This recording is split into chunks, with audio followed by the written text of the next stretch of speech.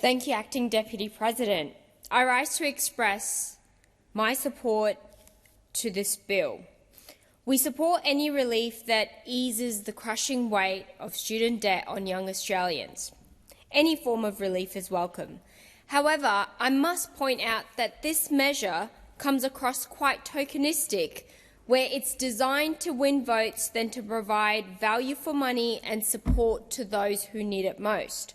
While cutting student debt by 20% across the board sounds good, in fact, even generous, we must ask ourselves who benefits most. Those with the highest debt and with the greatest capacity to take on a debt in the first place. Research from E61 Institute found that a more equitable method of distributing this relief would be a flat $5,500 cut, helping 15% more people clear their debt sooner. That's value for money. This doesn't appear so. I have heard countless horror stories from countless students in WA, and the eye-watering amount of debt they have accrued is completely unjustifiable. If the government were serious about tackling student debt, they would start with the timing of indexation. Students are being charged interest on debts they've already paid. Senator David Pocock has rightly called this out and argued that fixing it could save students $704 million over 4 years. That's $704 million over 4 years. That's the kind of urgent and fair relief we're demanding. Debts are not the only problem affecting university students. For many students who complete a placement, the issue of placement poverty has made completing a degree while working an unpaid part-time job a very difficult balancing act. The recent implementation of the Commonwealth Prac payment is a welcome reform, but students in degrees that are excluded from the payment, such as medicine, psychology and radiography, have been left out in the cold by this government. President of the Australian Medical Association, Dr. Danielle McMullen, said medical students are required to undertake about 2,000 hours of unpaid clinical placements. She continues, "The cost associated with unpaid placements are a significant barrier to participation among current and potential students from low socioeconomic and rural backgrounds." So, in a time where medical services, particularly in rural areas, are under serious pressure, we need to be doing as much as we can to support the students and increase the resilience of our healthcare workforce. Then, again, there's the elephant in the lecture theatre, university fees. Under the government's so-called job-ready graduate scheme, student debt has exploded by more than $10 million.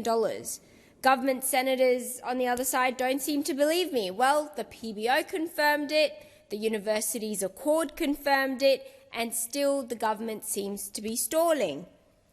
Students are paying more, but the quality of tertiary education they're receiving is decreasing. Overworked tutors, pre-recorded lectures, declining ranks.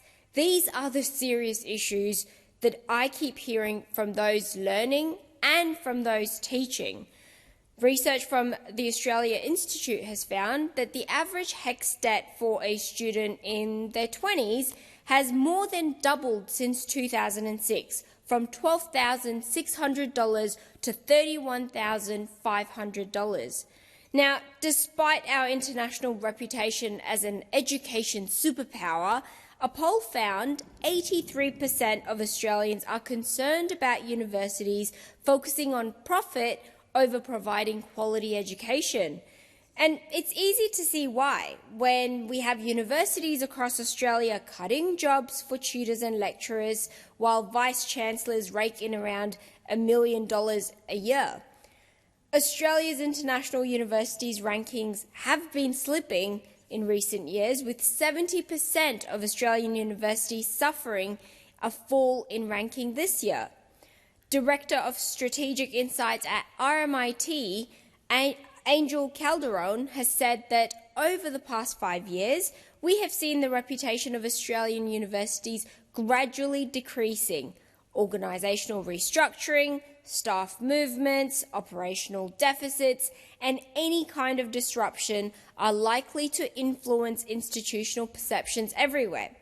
Now, upon graduation, you would think students have something to look forward to. Well, many students face the brutal job market, struggling to secure employment.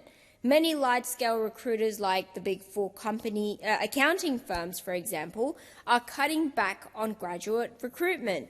In IT alone, despite the Australian Computer Society predicting the need of 52,000 new workers a year until 2030 to meet demand, most graduates can't land an entry-level job. Why? Everyone's asking, why is that? Because only 1% of IT employers rated Australian graduates as job-ready, and 65% were reported having to reskill their new hires. Now, the rat race for certificates and other qualifications lead many graduates to question, so what was the whole point of the degree? This bill, in addition to cutting debts, increases the repayment threshold, allowing more students and graduates to hold on to more of what they earn at the beginning of their career, and that is definitely a welcome reform. As with so many government bills that come before this chamber, it is a good start. The government's got good intentions, but we could be doing much, much more. Australians are calling for structural reform, not tokenistic gestures that are all one-off policies. That means fixing the timing of HECS indexation so students aren't charged interest on money they've already paid. It means scrapping the failed job-ready graduate scheme that has only driven up debt without delivering outcomes.